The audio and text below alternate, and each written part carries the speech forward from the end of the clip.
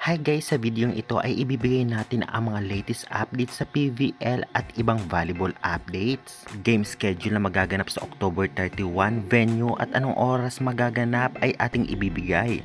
Latest team standings, individual stats, sino ang mga top players sa kanilang posisyon. Syempre game result ay ating ibibigay at bigyan natin ng review ang naging laban. Kaya bago lahat guys, nakikiusap po ako, huwag niyong kalimutan mag-like, comment, and subscribe, and pahit yung notification bell dito sa aking bagong channel, Philippines Volleyball TV. Maraming salamat, isang subscribe lang. Sa laban nga ng Creamline at Charity, nanalo nga ang Creamline sa loob ng 4 sets sa mga scores na 23-25, 25-23, 25-23 at 25-17. Player of the game ay si Pangs Panaga na may 16 points. At bigyan natin ng konting review ang naging laban. Grabe, akala natin matatalo ang Creamline sa laban sa Charity dahil sa first set pa lamang ay nangangapa ito. At nakakapanibago dahil nga si Tots Carlos Michel Gumabo at ang import nga ang mga wing spikers ng Creamline at bangko nga si Alyssa Valdez.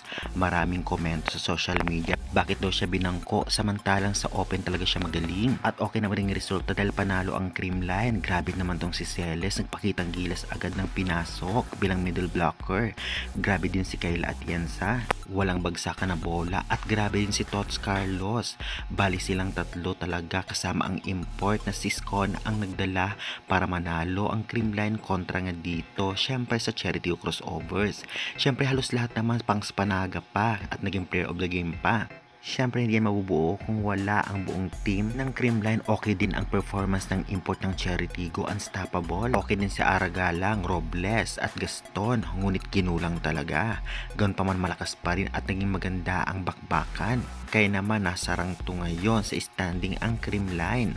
Sa laban naman ng Petrogas kontra sa Sauce Coffee, nanalo ang Sauce Coffee sa loob ng 3 straight sets sa mga scores na 25-22, 25-21 at 25-20. Player of the game dito ay si AC Minor na may 11 points. At bigyan natin ng review ang game.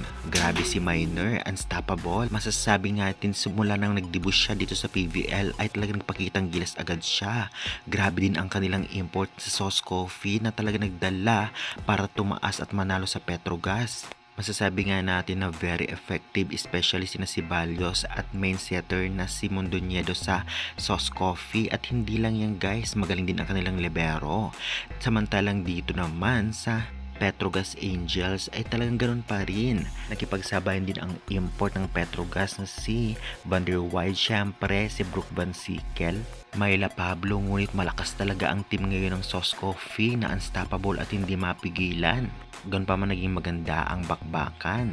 Samantalang sa laban naman ng Akari Chargers versus Galleries, nanalo ang Akari sa loob ng 3 straight sets sa mga scores na 25-11, 25-23 at 25-23. Player of the game ay si Mars Alba na may 20 excellent sets. Grabe din ang bakbakan na ito dahil dumikit ang scores ng Galleries na alam naman natin palaging tambak sa ibang team. Kaya masasabi nga natin na talaga namang lumaban din sila ngayon. Ngunit sadyang kinulang. Grabe din sana ang kalamangan nila sa set 2 at set 3, ngunit nahabol ng Akari. Unstoppable pa rin ang import ng Akari Chargers. Grabe din si Sharma at Domingo. Grabe din si Suyud at syempre dahil yan sa galing nitong si Mars Alba na naging player of the game. Grabe din ang Diglis Hazareno. Samantalang dito naman sa Galleries, okay naman ang performance, pang import talaga ang performance nitong ngang import ng Galleries, ngunit sa local players nagkakatalo. Okay naman ang setter nila, nakasali sa alas. Medyo mahina pa ang pagbalasa ng mga players ng Galleries, ngunit alam naman nating malalakas din to at lalaban. Kaya good luck na lang. Naibigay na natin ang game result. Syempre, review ng game ngayon naman ibibigay natin ang sumusunod. Syempre, unahin natin ang individual stats, susundan ng team standing na latest at syempre schedule. Kaya tapusin nyo na ang video. Unahin na muna natin ang individual stat o mga top players. Best receiver, nangunguna si Ponce, Katindig, Molde, Dibir at Baychenko at ang mga sumusunod. Sa best setters naman ay nangunguna si Mondoñedo, Robin Sardi, Maraginot, Fajardo, Alba, Tulinada at sumusunod. Samantalang sa best diggers nangunguna si Ponce, Arado, Katindig, Hazareno at sumusunod. Samantalang best servers nangunguna si Suyod, si Helen, Asis, Van der Wide, Soltones at sumusunod. Sa best blockers naman nangunguna si Davison, Minor, Panaga, Baychenko, Madayag, Pablo at sumusunod. Samantalang sa best spikers nangunguna si Dibir, Baychenko, Smith, Helen, Bilen, Squan at sumusunod. Sa best score nangunguna si De Beer, Squan, Helen, Robles, Van Sickle, Michem at sumusunod.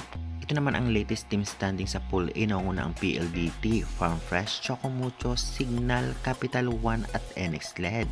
Sa Pool B naman nanguna ang Sauce Coffee, Creamline, Akari, Petrogas, Cherry Tigo at Galleries. At syempre atin nang ibibigay ang schedule na mga ganap sa October 31, 2025 na mga ganap sa FL All Eco Oil Arena.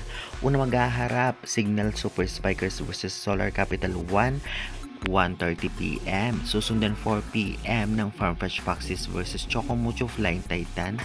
At last game, NX LED Chameleon vs PLDT High Speed Hitter, 6:30 PM. Mapapanood sa One Sports Plus, Signal Apps at Pilipinas Live.